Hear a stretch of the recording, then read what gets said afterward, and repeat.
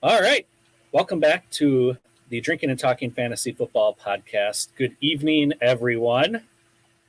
Jake, how are you doing tonight, sir? I'm doing, man. I am You're doing. here.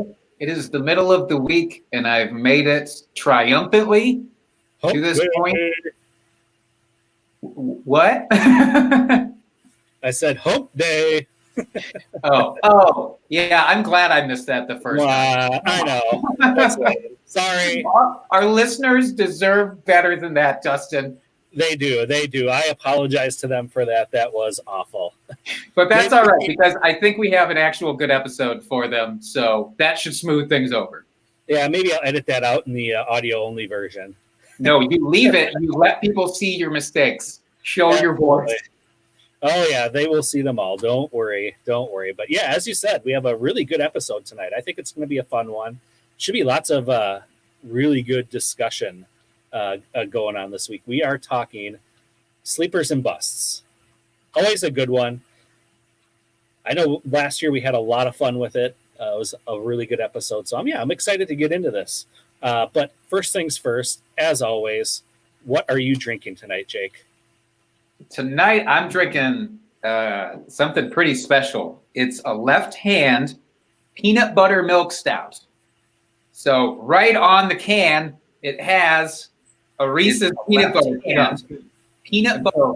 The assumption should be that it tastes as good or better than a Reese's peanut butter cup. So we'll see. Nice. I like it. What you drinking? I am drinking a beer from across the border in Canada. I'm drinking Collective Arts Brewing, their Blood Orange and Hibiscus Sour. And it is absolutely delicious. Can I tell you how proud of you I am for still sticking with sours? You've come a long way. I really have. They're really, really delicious. I am not going to lie. I've really turned the corner on them, and I love them. You used to be anti-sour. You used to be like, sour, get the fuck out of here. And now you're embracing them with open arms. I love to see it. Yeah, well, this is a very light sour. I don't know that I could go the full-blown, like Flanders red sours that are basically burn the inside of your mouth off sour. Can't do that yet. But these light sours, I'm all over. They're delicious. It's like IPAs. It's like I'll drink an IPA, but I don't want the IPA that makes me have to, throw my tongue through the spin cycle, just to get the burn off later. Mm-hmm. Give me something with flavor, not that's going to destroy my mouth. That's right. So like a too hot Totino's pizza. Oh yeah, that's the worst. Don't do that. The hot lava in your mouth. Mm-hmm. So I already went on Untappd and gave my beer a 4-star rating. What do you give your peanut butter stout here? Yeah, I forgot. Well, we both kind of forgot that we were doing the Untappd thing, which we should have over a new leaf. It's all right. We're turning over a new leaf. We're getting going on it now. So we're back at it. So follow us on Untappd at drinking_fantasy if you haven't, so you can see all of the things that we drink. I'm going to give this peanut butter milk stout a 3.5 because it's fine. It's good, but it does not taste at all like a Reese's Pieces. So I'm a little bit frustrated with that. All right, 3.5. It's in. Boom. That's what she said. Hopefully. If you're doing it kind of right. All right. Do we want to move right along to our drunk trade of the week? Let's do it. So where's this one from, Jake? This one I'm very excited about. So I went back and dug this one out of the vaults of Twitter. At Gray Heisenberg submitted that back in the day, which I clarified was 2016. That's the day he's referring to. So back in the day, he drunkenly sent Melvin Gordon for, drumroll, Coby Fleener. Straight up. Ooh. Yeah, that's the face. That's the face that should accompany that. That's important. So was that Melvin Gordon's rookie season, or is that his sophomore season? So I had to look this up. So this was Melvin Gordon's sophomore season.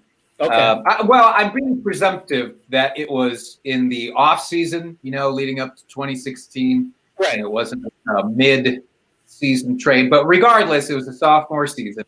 He finished inside the top 8 running backs 3 consecutive years from that point on. Last year being his only go down year because he was out for a few games.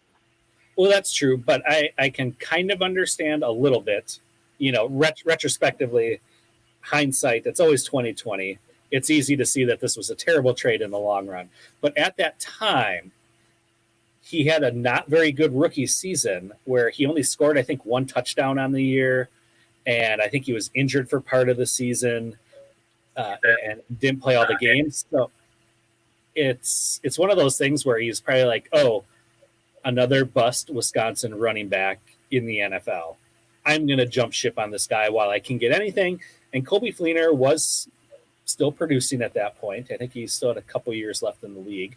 So I can understand where he was coming from. But at the same time, like I said, hindsight, it's just not good. That was a bad trade. I think you're being very kind on this. I do understand what you're saying because maybe he thought, yep, Melvin Gordon, the next Monte Ball, not a good situation. Bail. But Coby Fleener had one season, which was 2 years prior in 2014, where he was a top 8 tight end. Had not finished inside the top 8 otherwise. He had just moved teams, so he had just gone from Indy over to New Orleans in 2016. I will not defend this trade. I think this was a terrible trade. And I reached out to Gray on Twitter today and let him know that we were going to be discussing this. And I think he knows that there were going to be no punches pulled in this situation. So I hope that I'm not offending him. But yeah, this one is just brutal to look on now. Oh, absolutely. Yeah, this is not good at all looking back now, which is unfortunate because you want all your trades to be wins. It would be nice that you win all the trades, but no, this one definitely was not whatsoever. Yeah, I think that's a delicate way of putting it. This you want to win. This was not that. This was not the way to do it. No. How drunk would you have had to be? Let's say now. Let's not even go back to when it happened. Let's say how drunk would you need to be now that Coby Fleener's out of the league, I guess, hypothetically? No, let's do it this way. This would be like a Melvin Gordon for Jared Cook trade now. How drunk would you have to be?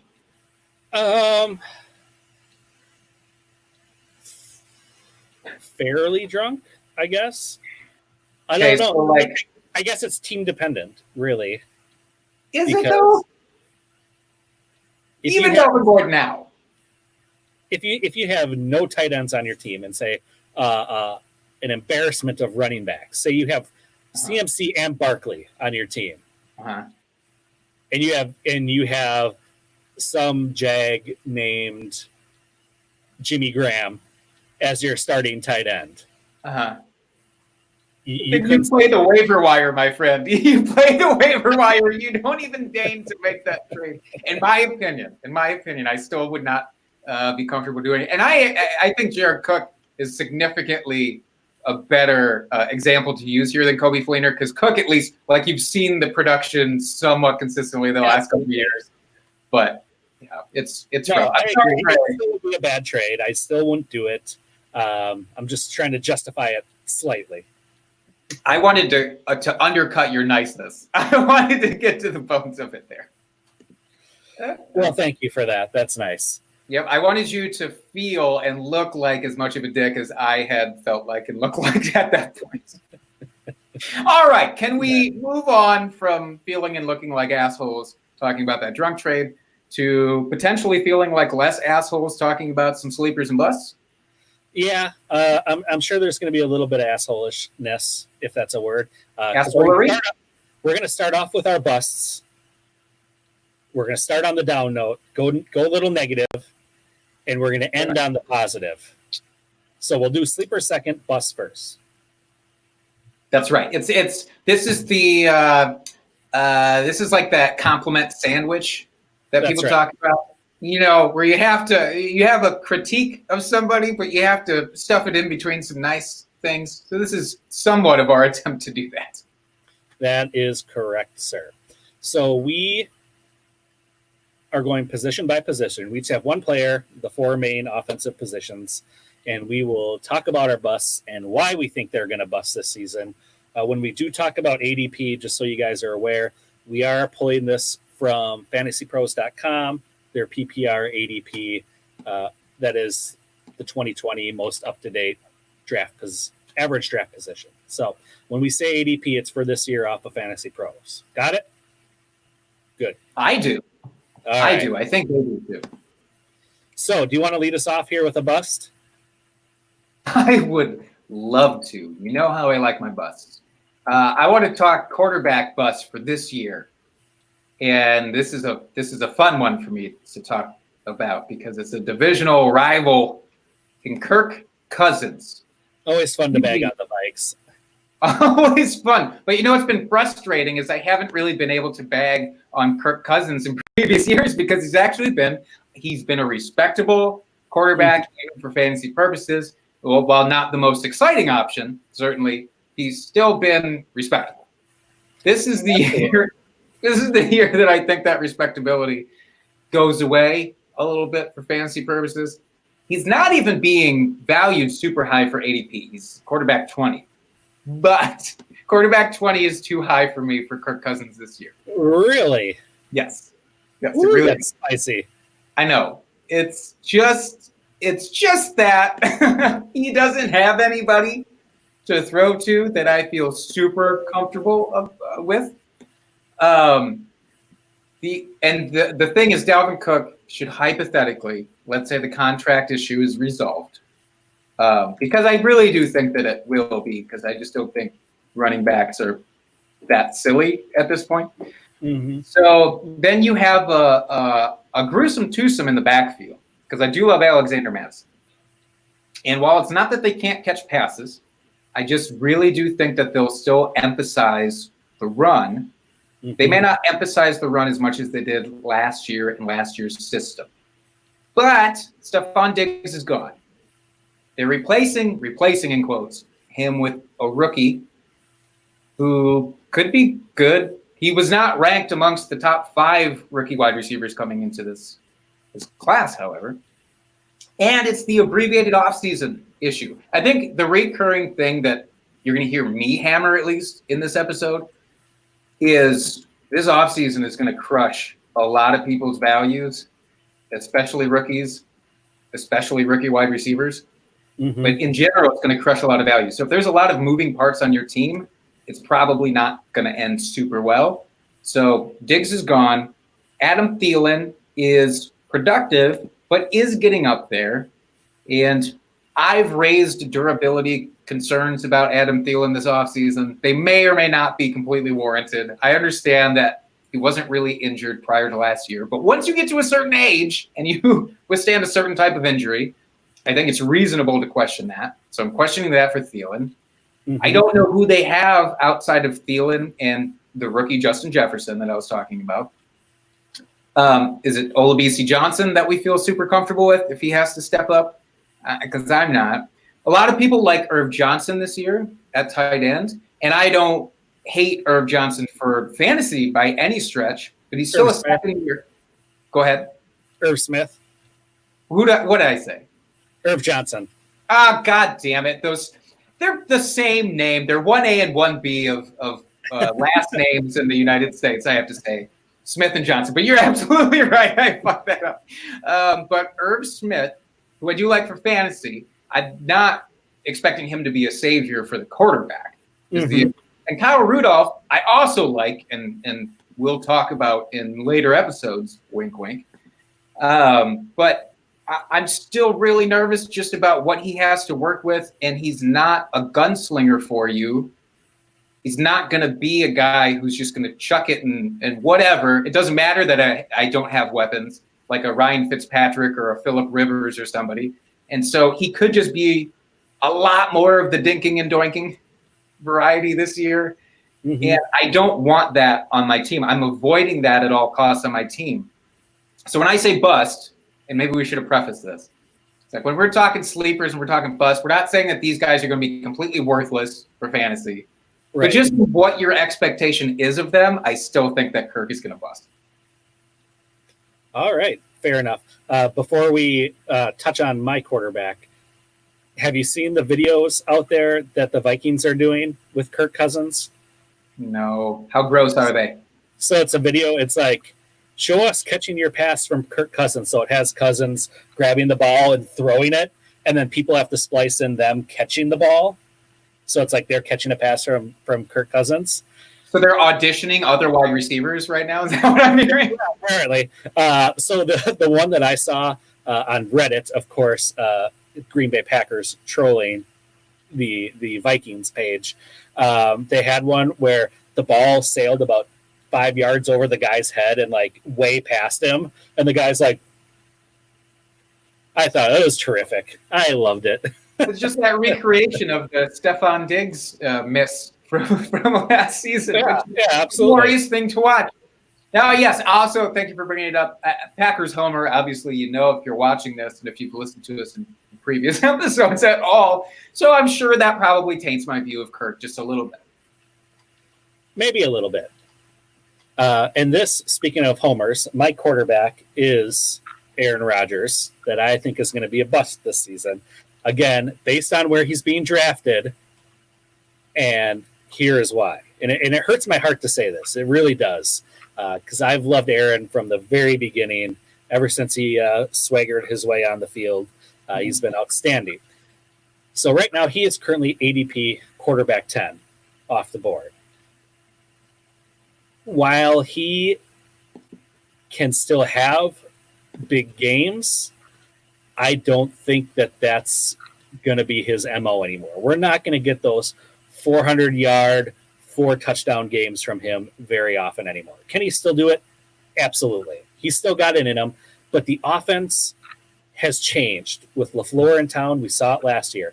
They're a more run-oriented offense. They want to ground and pound, passes out of the backfield, quick passes. You know, they're not going the big bombs downfield. It's not Rodgers scrambling for 20 seconds on each play and then chucking it 50 yards down the field, finding Jordy Nelson wide open for a touchdown. Like that, those days are past us. We don't have the wide receiver core for that anymore outside of Devontae, and that's just not what the offense is focused on. And we saw it last year. He had the one outstanding game against the Raiders, and then the rest of the season, I mean, he was fine. But I honestly, I think he's going to finish outside the top 12 this season. Again, hurts my heart to say that. He'll be a perfectly good, real NFL quarterback. Don't get me wrong. He's still going to have his probably, 3,500 yards and mid-20s for touchdowns and his 3 or 4 interceptions. Like his style of play isn't going to change, but they're just not going to ask him to shoulder the load anymore. And that's what scares me. And that's why I think people are still going to draft him based off of his name recognition and based off of his past of what he's done. Yeah, and it's like, who did they – I mean, we've talked about this ad nauseum now, but look at their draft and who did they add? Granted, with this rookie season and the weird offseason, maybe those additions wouldn't have really helped him regardless.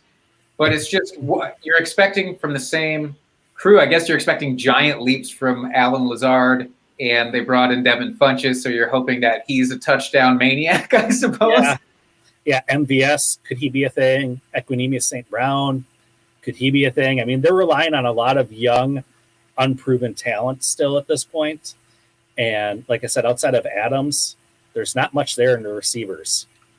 I think your best case scenario for Aaron Rodgers this year is that he looks like Ryan Tannehill last year, just like hyper efficient, which I guess he can do. That's not out of his range of possibilities, but that's really what you're hoping for because it's not going to be a volume game with him. I mean, I suppose if you're going for a late round QB and he is still on the board, around that ADP, the 11th, 12th quarterback off the board, sure, if you want to take a chance on him, because he can still do it. It's just a question of the offense. Is the offense going to open it up and let him do that? I don't think so. Yeah, sadly, I agree. I hope for good things from a team perspective, but yeah, I am fading Rodgers for sure. Yep. So running backs, this is going to be a fun conversation to have after the episode airs, and I have to deal with the repercussions on Twitter. But I'm just going to come out and say it that for running back, my biggest bust is Joe Mixon, and I'm not sorry for what I'm about to say at all. The Joe Mixon truthers, though, they are fervent over this man. He is currently valued as QB7 in PPR formats, according to Fantasy Pros. That is outrageous. I don't care how you slice it. That is patently outrageous. And I'm saying this understanding that Joe Mixon is a talented running back. And I've never questioned his talent, but I question how that talent is going to show itself on that offense. The offensive line has been real bad. And I understand that folks are anticipating an upgrade because of their draft pick from last year who missed time, or who missed a whole year, rather. And so he's coming. He was a high draft pick, I think first round. First rounder, yep. So that should end these woes. And they have a dynamic quarterback coming in with Joe Burrow. Great thing. That's the other deal. It's like we just talked about this. And again, I'm sorry to keep hammering this, but the weird offseason. This is a very weird offseason. You need time for teams to gel when there are a bunch of new pieces. That offensive line piece, that's the big first-round draft pick from last year, still needs time to be able to gel with the other O-linemen.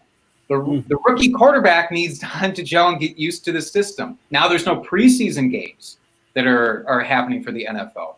The offseason was already going to be shortened. You're expecting a lot of these fresh pieces to come in and fix everything, and I don't know that that's possible for him. I think his ceiling is basically what you saw last year, this year, and I think that's his ceiling. And I think if I'm correct, he's still finished just outside the top 10 for running backs. So that's possible that he sniffs a fringe running back one season. I still don't think that's going to happen. I'd feel more comfortable, honestly, if they'd kept Dalton around, at least. Like, this is that offseason mentorship narrative that got thrown around. Like, they shipped off Dalton. Well, who's going to mentor the new guy? And that's so much more important now than ever. So I don't know. Maybe they just rely on Mixon so much more because of the rookie quarterback. That could be an argument for him. I still don't really see it. And I'm still super nervous to draft him. Can I also just throw out a quick addendum? So he's my main focus here, but I'm expecting a lot of buzz of like lead workhorse running backs this year because of the COVID situation. I just threw this out on Twitter. I think you're going to see an emphasis on using workhorse running backs more due to the COVID situation. And then maybe wanting to keep guys off the field that might otherwise spell guys to like kind of reserve them in case the main guy has to quarantine, and then you don't want him infecting the other guys. So I think it's going to be like a lot more run through of dudes in general. So I'm in general trying to get quote unquote workhorse running backs that are further back in ADP just in case. But anyways, that's sorry to have to add an addendum to that, but I felt it worth noting. Oh, never apologize for that. So who's your running back to bust this year? So I will probably get a lot of hate and discontent for this pick as well. Because again, as you said with Mixon, a lot of truthers out here for this guy. And I don't deny the talent. It's the situation.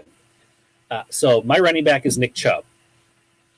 I know. He had an amazing you're going to get hate. He's currently going off the board as RB10. I don't see him finishing anywhere near that this season.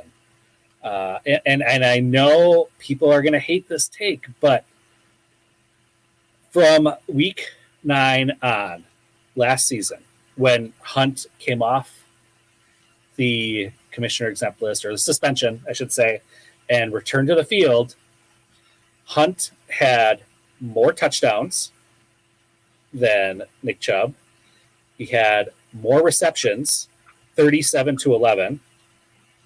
He had more receiving yards, 285 to 117, and they were only 2 points apart in total fantasy points scored in that time frame, the second half of the season. Chubb had 2 more points than Hunt. We know they're going to have a new offense this year, and we know from watching the Vikings, Stefanski is a run-oriented, likes to use his running backs, the 2 tight end sets. We saw Dalvin Cook get a fair amount of passes, nothing significant, but Kareem Hunt is the real deal. He was the number 1 overall running back a few years ago. Like, this guy is dynamic. They're not going to keep him off the field just because they invested a high draft pick in Nick Chubb. And the stats show what happened when he came back last year. So if those things continue for this season, where there's a little bit more of an even split, I just see Nick Chubb's value going way down, and I don't see him finishing in the top 10 this year at all. I think he's going to get drafted there, and people are going to be sorely disappointed. He is going to bust big time. Oh, big time. You're not fucking around with this one. This is not just a couple of spots off the ADP. You're talking a big dip. I've currently have him in my projections finishing as RB23. Holy shit. Yeah. I don't know really what to say to that. That is wild. You don't have to say anything. Just let it marinate. Let it sit. I'm gonna just read off your Twitter handle for the people.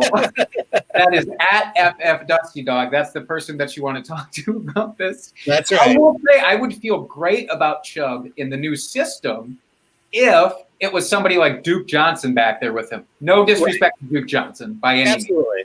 Duke Johnson is not Kareem Hunt.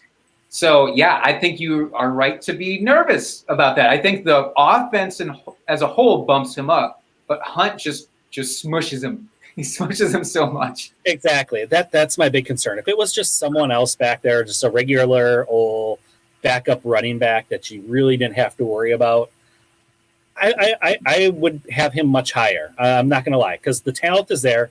He's an amazing running back. It's not about me hating Nick Chubb and thinking he's a bad running back. It's the situation he's in with Kareem Hunt being there.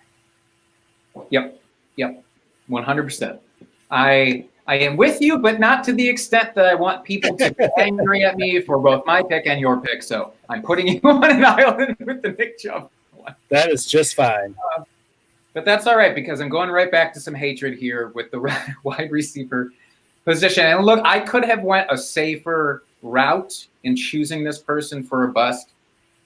For those of you who don't know, we're going to be doing an episode coming up that is our red flags episode, which is players that we are just outright avoiding. Those guys are a much harsher, like we're completely off them situation. This is more of just be cautious, be wary. So when I say this, please don't expect the absolute worst. But DeAndre Hopkins, I think, is very bust-worthy this year because of where his ADP is. He's still sitting at wide receiver 3. And I understand the impulse.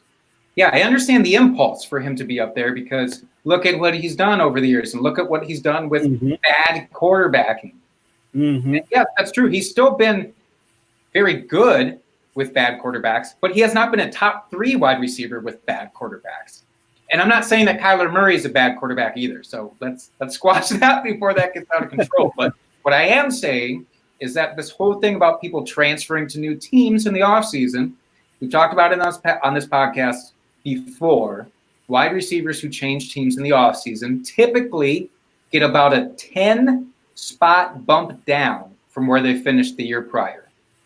Some of the outliers are like your Brandon Cooks, who just goes and he does better somehow every time he changes teams.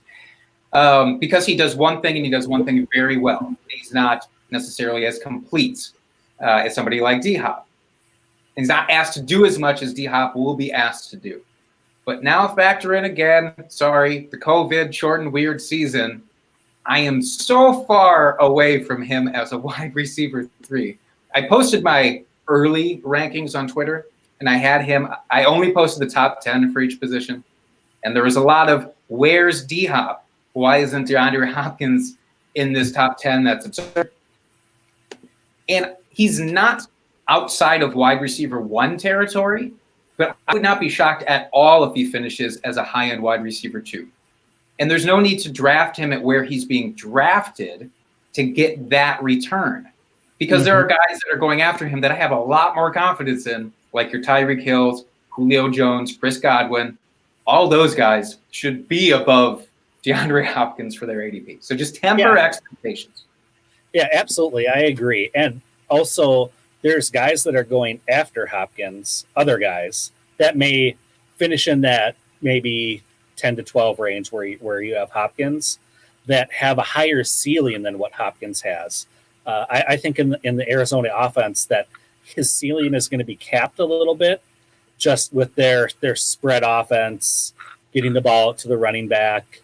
It's a little bit more complete offense than what he's ever had at Houston. So with that, I mean, you have your guys like Tyler Lockett and McLaurin and A.J. Browns of the world, a lot of younger guys that have a tremendous ceiling if things go the right way for him, where I feel like Hopkins' ceiling is a little bit more capped. Safe floor, but a capped ceiling as well. Yeah, like I don't see top 3 in his range, but I do see, he could force his way into the top 6 if a lot of stuff went right. And it could he's still extremely talented. He's, that hasn't changed. But yeah, I agree with everything you said. Oh my! Well, just keeping on that praise. Let's keep the good vibes going here with bad vibes, I guess, with your wide receiver. Yeah, I'll probably get a lot of hate for this one too, which is fine. Bring it on. It doesn't bother me. So my wide receiver bust for this season is Calvin Ridley. Everybody, the hype train is out of control for this guy, and I just don't understand it. He's going as wide receiver 17 off the board, which doesn't sound that bad, but I don't know. People are expecting the offense to be very high powered, which it could be. Don't get me wrong, which I will end up talking about in my sleeper section a little bit. Spoiler alert. But he's going into his 3rd year, and I know people were very high on him after his first season. Well, he had 821 yards, 64 receptions, and 10 touchdowns in his rookie season. So had a crap ton of touchdowns for fairly low volume, really under 100 targets. That's pretty low volume. Last year, granted, he missed 3 games last year as opposed to the year before, but still posted about the same stats: 63 receptions, 866 yards, and took a step back in the touchdown department and only had 7 touchdowns. I don't see why people are drafting him so high.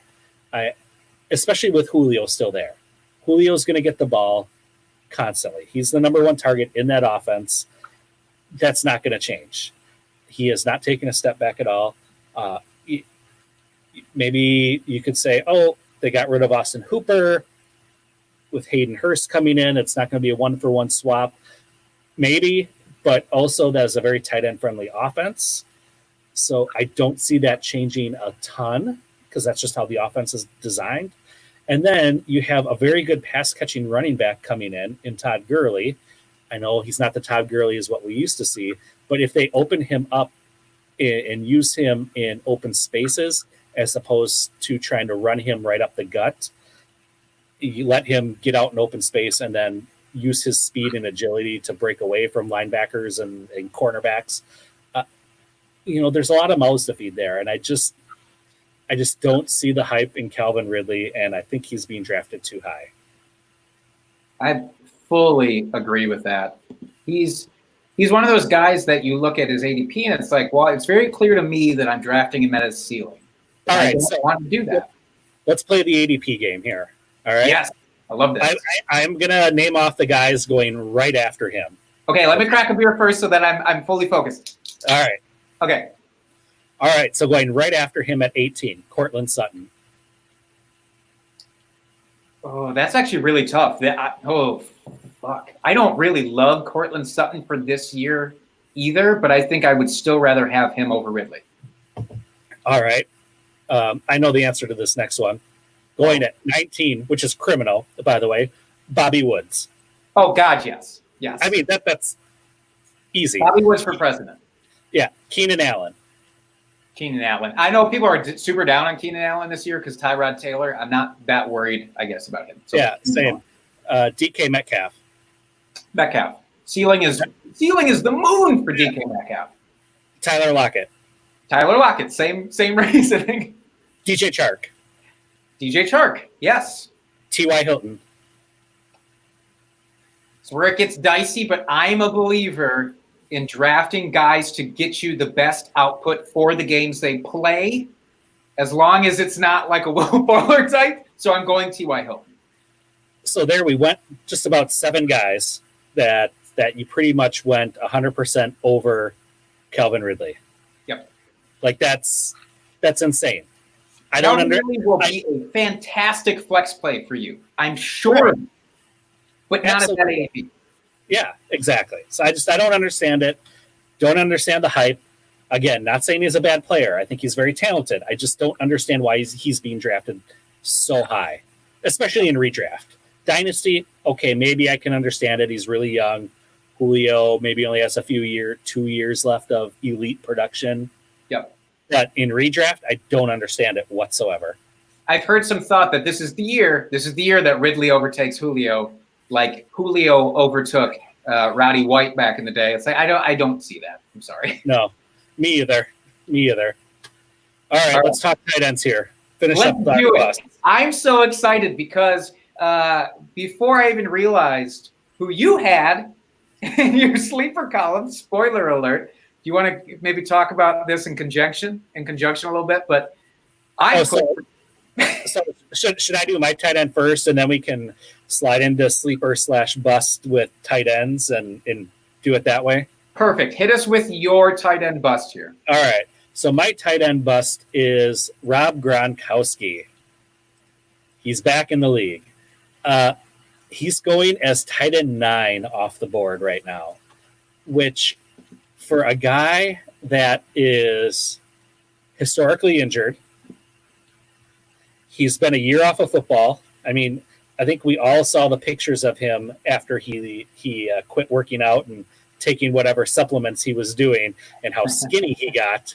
And I'm sure he put on all the muscle again and all the weight, and he'll be back up to fighting shape.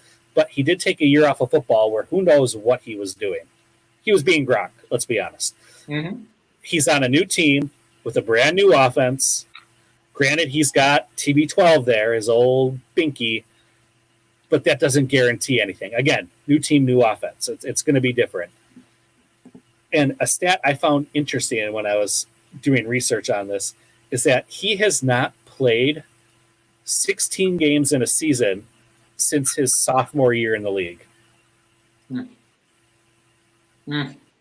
That's so many years in between now and then. Yeah, I mean, 2018, he only played 13 games. 2017, 14 games. 2016, 8 games. 2 years before that, 15 games. Like, he's got a history of being injured constantly. When he's been healthy and played 16 games, he's been incredible. But again, it's been a long time since he's played a full season, and I just don't understand it. Again, it's more name recognition. Same thing with Rodgers. People are getting him based off the name and what he's done in the past. But that's because Belichick, that's all he did was he schemed Gronk properly. I don't know if that's going to happen in this offense. Well, and to add to what you're saying also, and to reflect a little bit about what I just mentioned about T.Y. Hilton, which is I love to have guys for the production that they'll get you in the games that they play. So if he plays 13, you would hope that he would give you old Gronkian-like production during those 13 games or whatever it is that he plays. But even in his last year that he played, in 2018, he was the tight end 9 in points per game. So already I'm not excited with that. And then if you're taking away a few games, which seems to be like a given, it just seems impractical to expect him to play 16. And he's got Mike Evans and Chris Godwin there. Did he ever have 2 wide receivers of that capability on the team with him at the same time? I really don't think that he had. No, absolutely not. So yeah, I'm off Gronk as well. I kind of hope he proves me wrong because it'd be fun to see. But also, I also hate Tom Brady and Gronkowski, so maybe less so. For my tight end bust, and we'll transition right into the sleepers after this. Yep, let's do it. My tight end bust is Mike Gesicki. We've had this conversation in the past, and in fact, we have an outstanding beer bet. We do this very thing. We sure do.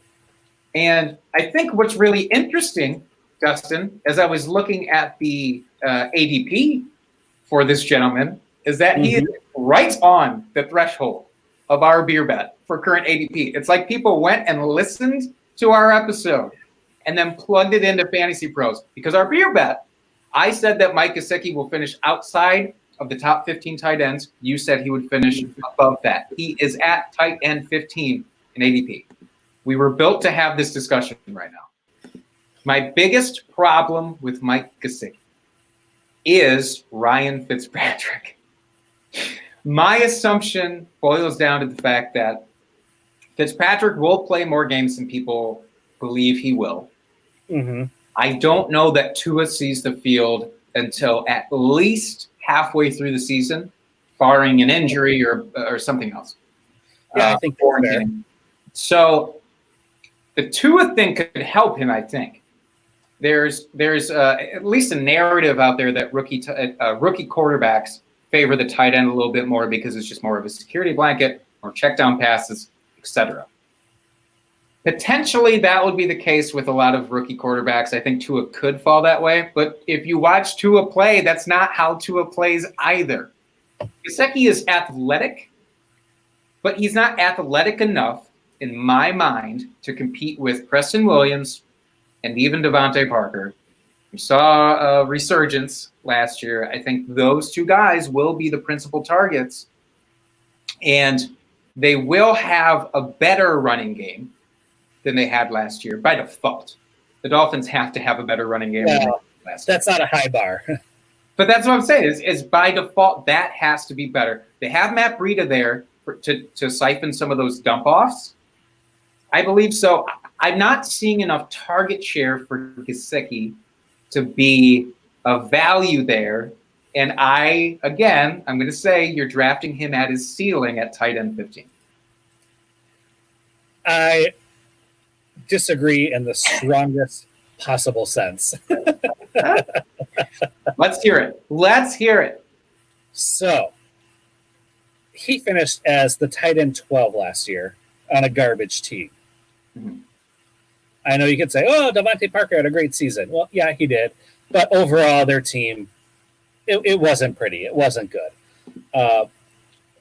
But over the second half of the season, he was averaging over 7 targets a game, which you really like to see. And for the season, from his rookie season to his sophomore season, he went from 32 targets to 89 targets, over doubled his receptions, over doubled his receiving yards.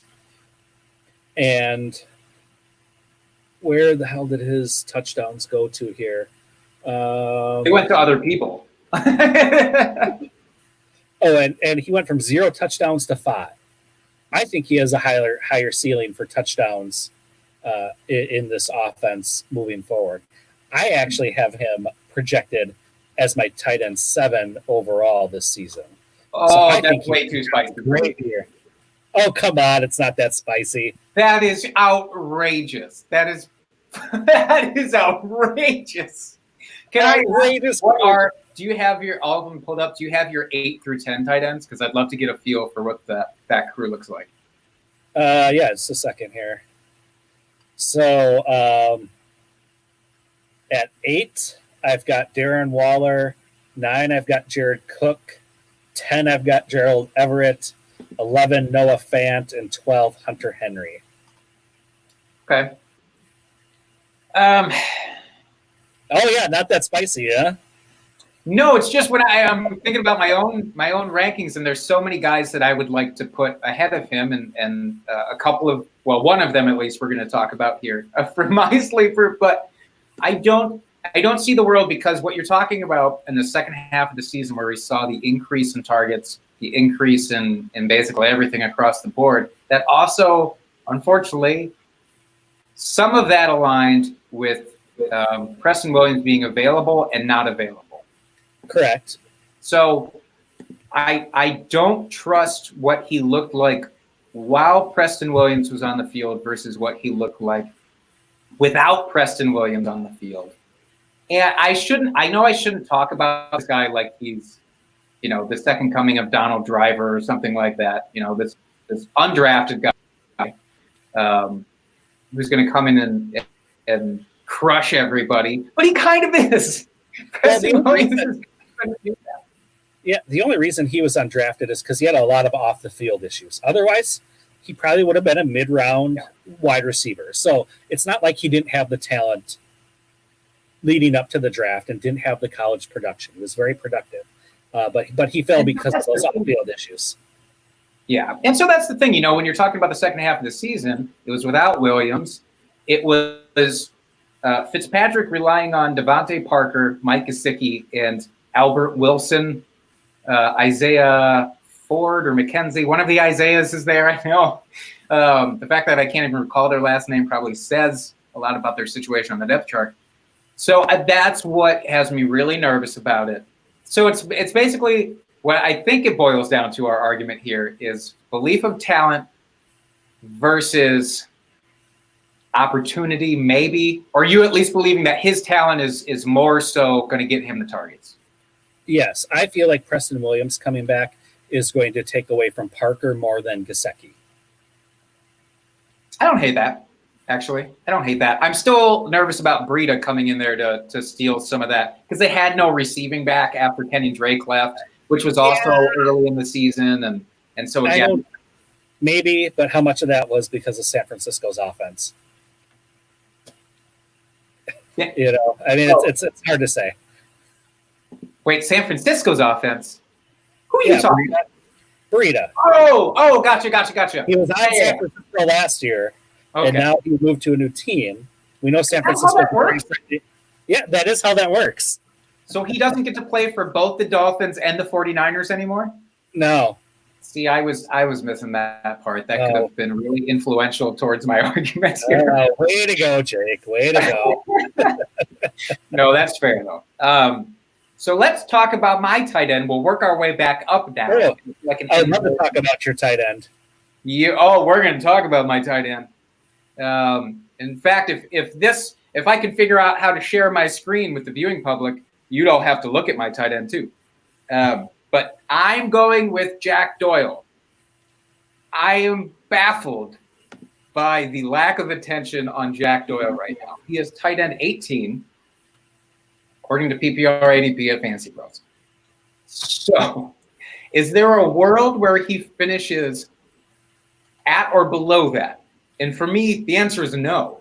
He's got Phillip Rivers coming in, noted tight end lover. I think he loves tight ends more than I do. And Jack Doyle, just last year, finished as tight end 15. Now, part of that could be due to the lack of options there, as we discussed with Gesicki. So T.Y. Hilton went down, and Doyle was not hyper targeted, but he was targeted enough to make him efficient. I just don't see how Phillip Rivers coming into Indy does not boost that man's value through the roof. Because Phillip Rivers, when he had healthy tight ends, guys who were actually there and on the field and not constantly recovering, Hunter Henry, then he was making them look fantastic. Some of that was because Antonio Gates is naturally fantastic, I'm sure, as well. But you can't discount Phillip Rivers' part in that either. And so if you're talking about a guy at tight end 18 he's basically undrafted in your league then. There are very few leagues, I think, that double up on tight end, even triple up on tight end if you have unlimited waiver wire options. Mm-hmm. So he's basically an undrafted guy for you. And you're drafting him at his absolute floor. I would much rather have him over Mike Gesicki. And I would put him, and in fact, I put out my tight end rankings just recently, and he is not only inside the tight end, but he is tight end 8 for me. Woo. I know. That's a bold one. Is it? Yes, it is. Okay. All right. I'll go with it. So, do we want to move on and talk about wide receivers, or do you just want to crush my hopes of Jack Doyle here? Because I did the same to you and Mike Gesicki. Oh, no. I don't think he's going to finish that high, but hey, he's your sleeper, not mine. That's true. So you can direct your comments to @JTrowbridge on Twitter. That's right. Jack Doyle. Oh, can I say? Sorry, this makes it sound like I'm backtracking, but I'm not. I realized that I actually moved Jack Doyle down to tight end 10 on those rankings before I posted them. So still going down. Still a top 10 guy, okay? And I'll move him back to tight end 8 just to prove a point if I have to. Nice. All right, who do you have for your wide receiver sleeper? So my wide receiver is Terry McLaurin. He is being literally slept on this season. He is wide receiver 25 off the board, which is criminal. Last year alone, he was wide receiver 29 in his rookie season in an absolute garbage offense. It might have been worse than Miami's offense. Really. Yeah, it was. So the offense should be improved this season. We did see improvement from Haskins as the season went on. He only started 1 year in college, didn't have a ton of experience coming in. They threw him to the Wolves because they didn't have anyone else. We did see incremental improvement as the season went on from Haskins, which should only translate to better production for McLaurin this year, now that they have another offseason of working out together, maybe. Geis should be healthy, which if he's healthy, it adds another dynamic element to this offense where they can't just focus on McLaurin. The wide receiver core should be improved with Antonio Gandy Golding. Trey Quinn should be healthy this year. Sims flashed last year. Also, Kelvin Harmon just went on IR, which I know is counterintuitive to what I just said, but that does he was starting to come on again towards the end of last season as a rookie, and this will open up potentially some targets for McLaurin. I've got McLaurin, and this is going to be as spicy as it gets from me, as my wide receiver 12 this season. Whoa. So wait, no, you said this is as spicy as it gets, and we just came off of you talking about some spiciness with a lot of players, actually. Nick Chubb. Remember where you ranked Nick Chubb? Remember what we just talked about with Gesicki's top 7? I don't know. When I posted my projections, I got a lot of like, McLaurin at 12, that's crazy. So, I don't know. Maybe other people just aren't as high on him as I am. Yeah. Well, you know what I love about what you're saying is that his growth is a little bit dependent on Dwayne Haskins' growth. But I really like Dwayne Haskins for this year for his value, like in terms of what you can do with him. Because I really do think the new coaching staff, too, especially having Turner offensive coordinator and having Ron Rivera as head coach there, I really do think that they can turn Haskins into a much better quarterback than what we saw last year. But the thing is, McLaurin splits, even with Dwayne Haskins there, were really fucking good. So, I mean, I'm with you. I don't think I'm top 12 with you, but I'm with you. Nice. Well, that's good enough. I'm glad you're with me. You'll take it. That's right, I will. So who's your wide receiver? My wide receiver sleeper is the same wide receiver sleeper that I could put in here every single year. I did not go back last year to see if he was in here last year, so I'm just going to assume that he was. It's Jarvis Landry. Jarvis Landry is always a sleeper. He is going as wide receiver 29 right now. Wide receiver 29. You know what he finished last year? Wide receiver 12. He was a wide receiver 1 option for you last year. The year before that, he finished as wide receiver 18. That was his first year on a new offense in Cleveland, which we already talked about how difficult that is for wide receivers coming over the transition. He made that transition look pretty good, honestly. Year before that, wide receiver 5. Wide receiver 5 the year before that. Jarvis Landry, wide receiver 13 the year before that. My point is, this guy is never, ever, ever going to finish, barring injury, substantial injury, as wide receiver 29. So it's ridiculous. And I understand that there are sexier names available. And if you want to talk about drafting for perceived upside, you know, he's a consistent guy. He might not get you a ton of boom weeks like, you know, some of these, like a DK Metcalf would, for example. But he is going to get you at year's end. You're going to be looking at another fringe wide receiver 1 again. And you're leaving those points, those guaranteed points, until wide receiver 29 in ADP. I just think it's silly. It's just outright silliness. So is he the true number 1 on that team, not OBJ? No, I would never say that. But he can coexist with OBJ. Well, I guess it depends on what you mean when you say true number 1. True number 1 for real life or true number 1 for fantasy?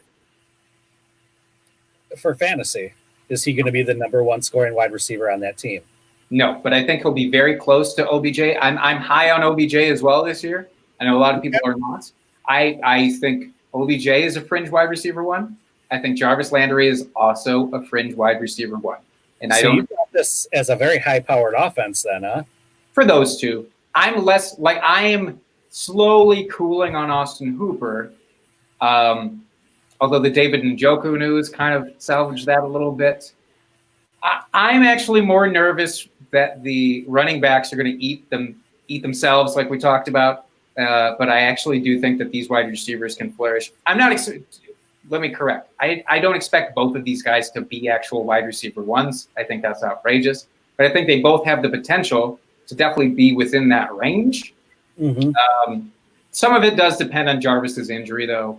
I think maybe I'm hoping that's why his ADP is this atrocious. Is because people are still waiting to see him come back, look healthy, get the workout tape out there on Twitter so that people can see, oh, yep, he's healthy. He's still going to get 100 targets, and he's going to be great for PPR. Absolutely. So we'll move on to our running backs here, unless you have something more to say here about Jarvis. No, I could talk for days about Jarvis Landry, but I won't.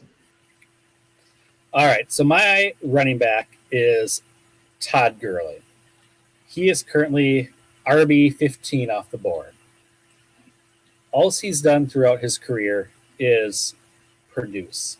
He has scored double-digit touchdowns the last 3 seasons.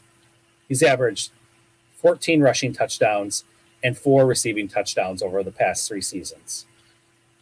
He finished as the RB14 last year. I know, outside the top 12. But the Rams' offense as a whole last year was just off. For whatever reason, all the stars had down seasons last year. For whatever reason, Goff took a step back. The offensive line got worse there. And it was just a bad year for whatever reason. He's still only 25 years old, so he's in his prime. I know he's got the arthritic knee. I'm not overly concerned about that, at least for this season. He got through last year relatively healthy. You didn't really see a step back as far as the injury popping up and being a hindrance. I really love Atlanta's offense this year. And a lot of what I'm saying is going to be spoiler alert, talked about with my quarterback here in Matt Ryan. He last year, Atlanta averaged 8.5 targets a game to the running backs, where the Rams were only averaging 4 targets a game to the running backs. You could argue that Atlanta has a better wide receiver core. Would you agree with that, Jay? Yeah. I honestly think you could make that argument pretty sound. Yeah. Tight ends. Hayden Hurst probably better than Higbee / Everett.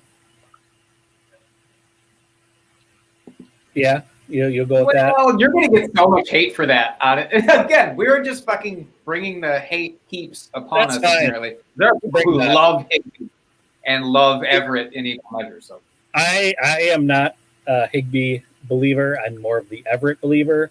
But I digress. So, I mean, it's not like the skill position players are vastly different. Or you could argue that Atlanta's offense is more high-powered than the Rams' offense. You could argue it. I'm not saying it's 100%, but you can make those comparisons. It's not like it's completely different where he's going to another offense where he is going to be the main focus on the offense. No, it's going to be split around a bunch of other skill position players. So I just don't see how he finishes. I've got him inside my top 10 for running backs this season. I think he's going to bounce back. He's going to have a great season. I don't understand. The one knock against him last year is that his yards per carry went way down compared to his historical average. But their offensive line was so beat up last year, and we know Atlanta's going to have 5 first-rounders on their offensive line this year, so it's going to be good. True. So, yeah, I think people are aptly named. They're sleeping on him. I think with the injury and going to a new team, I think that they feel like the best days are behind them. And then for redraft, I think he's going to be a really good option this year. Yeah, I fully agree. We've talked about this in the past, too, about readjusting. In fact, we just talked on last episode about our redraft strategies, about adjusting your dynasty frame of mind to fit redraft, because it's a hurdle, a mental hurdle sometimes to have to do. But you have to do it to find these kind of values because, yeah, I probably don't want Todd Gurley 2 years from now. But do I want him this year? Fuck yeah. Like, I'm all about it. Absolutely. So who's your running back? My running back sleeper for 2020 is Mark Ingram. I was all about Mark Ingram on Twitter about a month or two ago when his ADP was RB19. I was flocking to Mark Ingram then. Since then, his ADP has dropped even further. He is now RB27. Mark Ingram, I know. Now who looks like that is criminal. It's ridiculous. He has quickly become whatever your definition of 0 RB is for your draft. He should be the figurehead for that. Because if you can get Mark Ingram at RB27, that opens up so many opportunities for you at your other skill positions. And you can still have a guy who is fucking crushing every year. Mark Ingram has an age that scares people.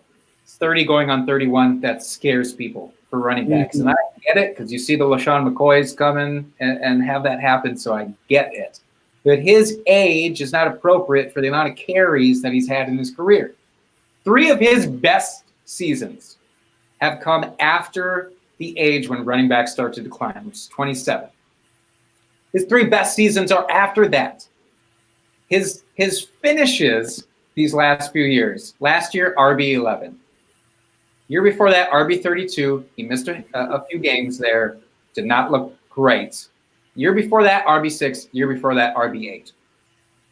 If you can project an RB1 level season for him, which I can, then it's stupid that he's all the way down there in ADP for RB27. I'm not that worried about J.K. Dobbins this year.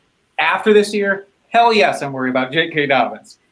He's the truth. He's going to come in for dynasty purposes, be ready to either hold Ingram until he dies on your bench or ship him off now if you're worried about beyond this year. But again, abbreviated offseason, difficulty adjusting for rookies. And you're paying the man. You're paying Mark Ingram. He's on the contract. He can't get out of it. There's too much dead cap for them to escape it. It would be unreasonable for them to worry about that. Give Mark Ingram the ball. Let him do what he's done under the radar for so many years, which is just crush his ADP. Absolutely. Yeah, that is just criminal that he's getting drafted that late. He's never been a bad producer. Even when he's had split backfields his entire career, basically, and he's always been at minimum a mid-range RB2, high to mid-range RB2 all those years. So, and he's got a lot of tread left on the tires. I think that is criminal, and I will be picking him up late in drafts if that continues all day long. Heck yes. All right, we've alluded to it before this. That's right. Tempted us with spoilers. Who's your QB sleeper? So I've got Matt Ryan as my QB sleeper this year. He is currently the 8th quarterback off the board. So he is well within the top 10. I think he's going to surpass that. I got to say it's the bouncing back and forth years. Last year was his off year. This year is the year where he bounces back and is in the top 5 for quarterbacks. It's the teeter totter. It is. But what I really like about it is it's the second year with Cotter back as the offensive coordinator. The first year, I know they had him before, but they're still in an adjustment period to that. Oh my God, why have we not made the welcome back Cotter joke before with him returning to that team? We totally missed that last offseason. God, we're the worst. I'm sorry to interrupt, but okay, you go back. No, that was well deserving an interruption. Fuck, man, we missed out. All right, let's try and retroactively. Does anybody know how to change the timestamps on tweets so that we can pretend we said it last year? So Cotter's back as second year as the OC in the offense. As I previously said, Todd Gurley coming in, who is going to be an upgrade over Devonta Freeman in that backfield. Freeman was hurt. They had just a ragtag of other guys coming out trying to fill that void when he couldn't play. Their offense very high powered, and something I found interesting, which I think should change this year. I think it'll change, which can only help them. And I know it sounds counterintuitive, but they were in a lot of negative game scripts last year, and I don't think that allowed them to run the offense they really wanted to run. Where he couldn't be as efficient and they couldn't run certain plays that they wanted to. So I see that changing this year, where the offense is just going to be a little bit more cohesive and comfortable. And again, you've got the all-pro Julio Jones on one side, the overdrafted Calvin Ridley on the other. And it's going to be his year. And in the NFC South, all it is high-powered offenses with New Orleans. You got Tampa Bay. Carolina's going to have to play to keep up. I mean, they've got offensive weapons on their team. So they're going to have to score points in that division, at least if they want to make it to the playoffs. So that's why I like Matt Ryan this season. I fully agree. I am team Matt Ryan this year. He was my QB3 in rankings, just below Mahomes and Lamar Jackson. No more. I love it. Yeah, I think it really can happen. And I love what you're talking about with the offense and running it the way that they want to run it, which I firmly believe is going to be crazy, pass heavy again. The thing that is great about it is their division has gotten all fucking topsy-turvy because there's been major changes to every single team in their division. Tom Brady coming in for the Bucks and Teddy B taking over in Carolina. And there's all this assumptions that that's going to make all these teams better. If it does, then great, because then it will put them in more competitive game scripts, and they'll have to keep throwing. But if it happens like I expect that it will, these defenses are going to be in trouble too for those teams that had all this turnover. And Right. Matt Ryan and his crew have stayed consistent. Like, there hasn't been any changes outside of Todd Gurley, and the running back is the easiest to shoehorn in, at least. So in terms of overscale, grand changes to those offenses, Atlanta has been hit the least. So you gotta like that. All right. Well, take us home here, Jake. Who is your quarterback sleeper? Are you ready for I'm this? born ready. My quarterback sleeper for 2020 is Ryan Fitzmagic. And if I could put him in every positional slot, I would have. If I could have made him my running back sleeper, my wide receiver sleeper, and just glossed over all that, I would have, because I want to talk about nothing else than Ryan Fitzpatrick this year. The obvious assumption is that Fitzpatrick loses his job to Tua. We already talked about it earlier in the episode. I don't believe that that's going to be the case, at least for the first half of the season. Beyond that, it's anybody's guess, and maybe they finally work him in, and great. Cool. But Fitzpatrick is being taken as the QB 31, a.k.a. not at all drafted. He is being taken behind Tyrod Taylor, behind Tua himself. He's being taken behind Derek Carr. He's being taken behind Sam Darnold. I want him above all of those guys. I want him to actually stay at his ADP, because that just means he is my last round pick in a league. And if I could get a reasonably sure quarterback that's going to play all 16 and then get Fitzpatrick, you bet your ass I'm going to do that. Because here's what his stats looked like last year in that garbage offense that we're talking about. The earlier part of the year was strange because they tried to make Josh Rosen happen. And then when they realized that that wasn't going to happen, they bailed. So it's an on and off thing for the first 3 weeks. But from week 7, when Fitzpatrick took over the reins again officially and kept them through the end of the year, he was the QB2. The QB2, not a QB2. He was just behind Lamar Jackson. He was on pace for 4,500 passing yards, a 26-13 touchdown to interception ratio, because he loves to hurl it. But that does not look as bad as what you would expect from somebody who just fucking lost it down the field on every other play. As we already talked about, Preston Williams was out for a majority of the season. He only had Williams for 3 games to work with. 3 games. The rest of the time he was relying on Parker and Albert Wilson and whichever Isaiah was there. It was not good. The addition of Jordan Howard tempers things just a little bit for me, because he's a competent running back who doesn't catch the ball. So he will, I think those numbers that I just put out there, while they should wow you, I don't think you should expect those exact numbers here going forward, however many games he plays. But I do think that range is what you should be expecting. I think that the games that he starts, you can lock him in as a very frustrating QB1. Meaning that, yes, you're going to get frustrated because he will throw probably a game where he has 3 interceptions. But the rest of those games, he's going to wow you with these kind of numbers. And so you just have to take that L, okay, by adding him in the last round.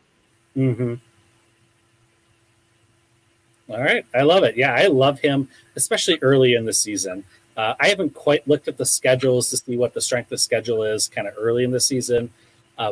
I have to imagine if for some reason with COVID, the NFL has to make some adjustments to the schedule, that they would focus more on the divisional games as opposed to some of the non-conference games and things like that.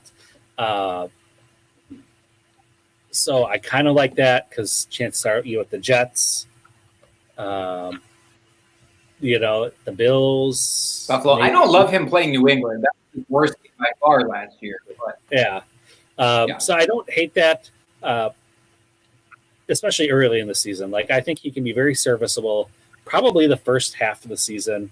I don't know if he's going to play all 16 games or start all 16 games.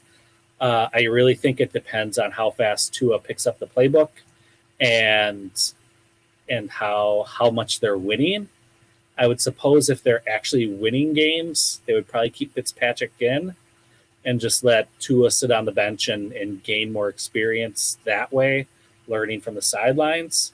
But if they're losing a lot of games, I'm sure the fans will be clamoring for Tua, saying, put in the new shiny toy. Let's see what happens there. There's no harm in it at this point. Can I be honest? I think Miami has done an incredible job, whether they intended to do it or not, of hedging themselves in this scenario.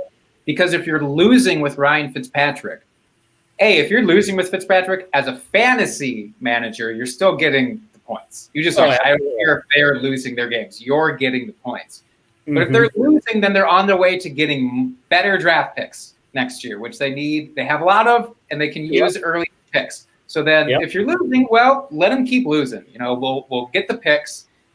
Yes, you can say that there will be the chance for Tua, but I honestly think with the whole COVID situation and limited people in the stands, you're not going to hear it like you did with Jared Goff in his first year at the Rams, where people were actually chanting for him to come in.